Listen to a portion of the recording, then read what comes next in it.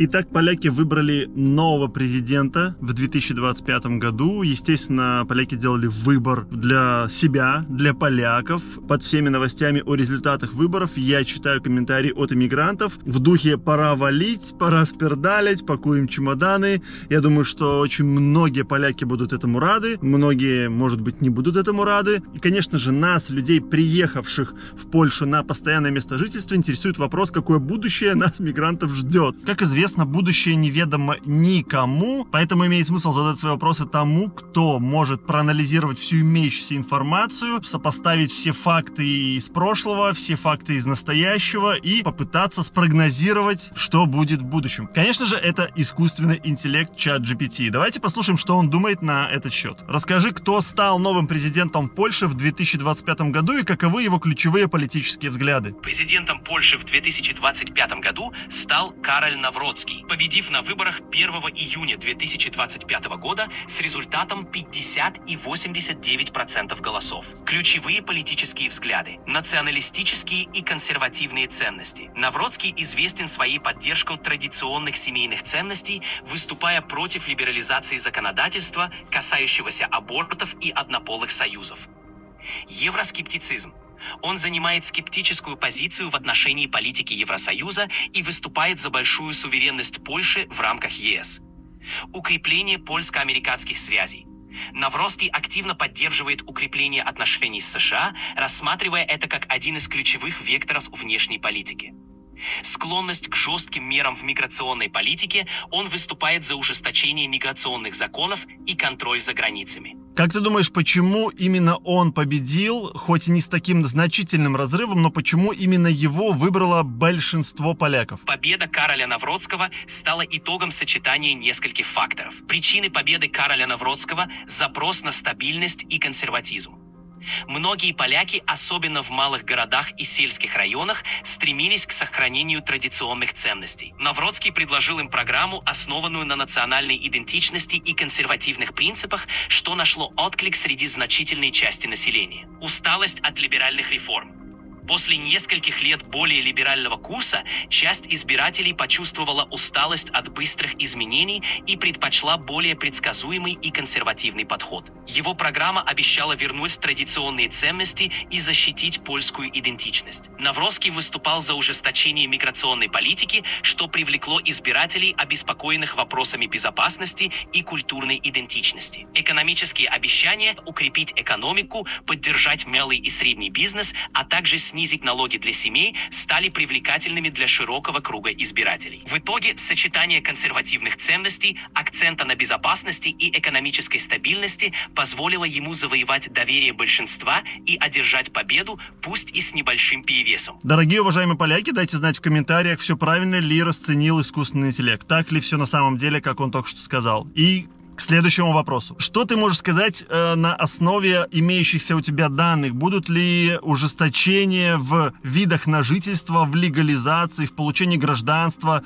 правах беженцев, украинцев, белорусов и других групп, именно касательно восточных соседей Польши? Ключевые изменения и их влияние на иммигрантов. Украинским гражданам, находящимся в Польше, продлили временную защиту до 4 марта 2026 года. Это означает, что они могут оставаться в стране и пользоваться рядом социальных гарантий на более длительный период. Общий вектор миграционной политики. Навроцкий планирует ограничить поток новых мигрантов, особенно из восточных соседних стран, чтобы сосредоточиться на интеграции уже прибывших. Повышение требований к легализации и получению гражданства. Ожидается, что получение постоянного вида на жительство и гражданство станет более сложным, с усиленными проверками и требованиями к интеграции.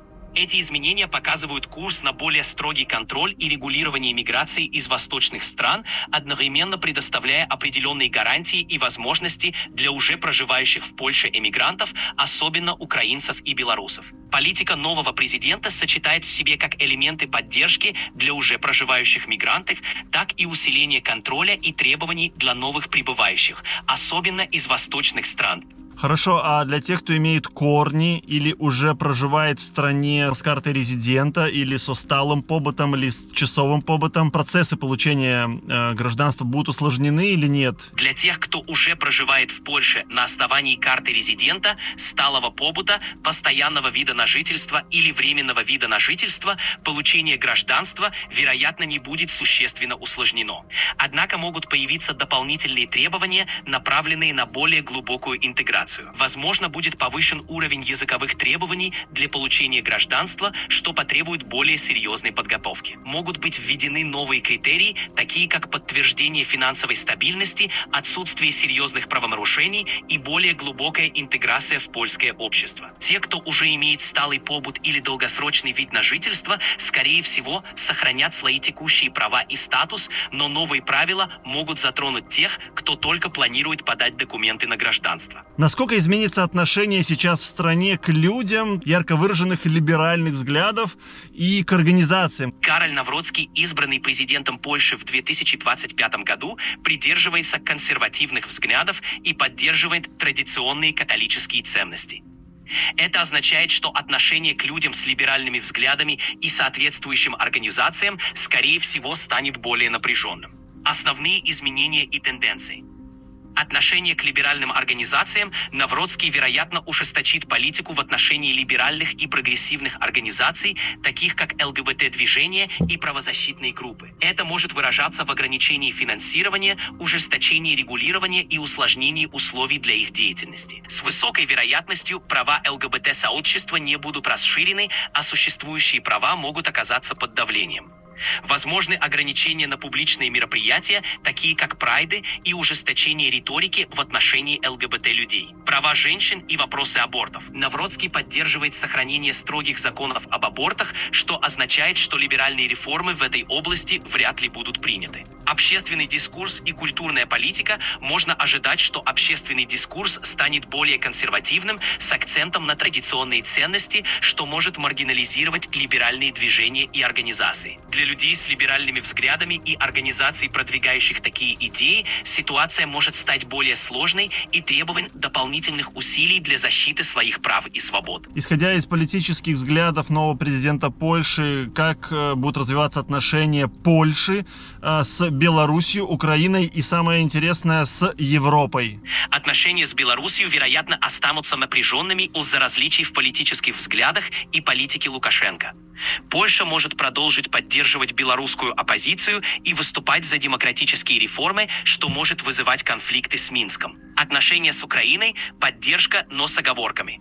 Польша, скорее всего, будет продолжать поддерживать Украину, особенно в ее противостоянии с Россией. Однако исторические вопросы, такие как Волынская трагедия, могут осложнять двусторонние отношения, требуя тонкого дипломатического подхода. Навроцкий известен своим евроскептицизмом, что может привести к более независимой внешней политике Польши в рамках ЕС. Это может означать трение с Брюсселем по вопросам верховенства права, миграционной политики и суверенитета. Однако Польша, вероятно, будет стремиться сохранить экономические связи с ЕС, одновременно укрепляя сотрудничество с США. Как экономическая программа нового президента повлияет на эмигрантов, рынок труда, налоги и соцподдержку? Станет ли сложнее, легче найти работу, платить налоги, получать медуслуги, образование для детей и так далее? Рынок труда. Навроцкий ввел более строгие требования к нажиму иностранных работников, включая обязательные квоты и приоритет для польских граждан. Это усложнило поиск работы для иммигрантов, особенно в высококонкурентных сферах.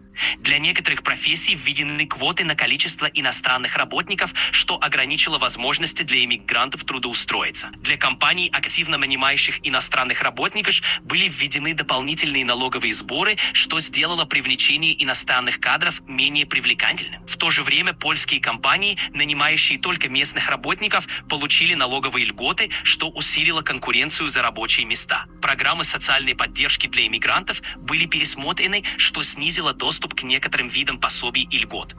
Усложнение доступа к медуслугам. Для иммигрантов были ужесточены условия доступа к бесплатным или субсидированным медицинским услугам, что увеличило расходы на здравоохранение. Доступ к бесплатному образованию для детей эмигрантов остался, но были введены дополнительные требования к интеграции, например, знание польского языка.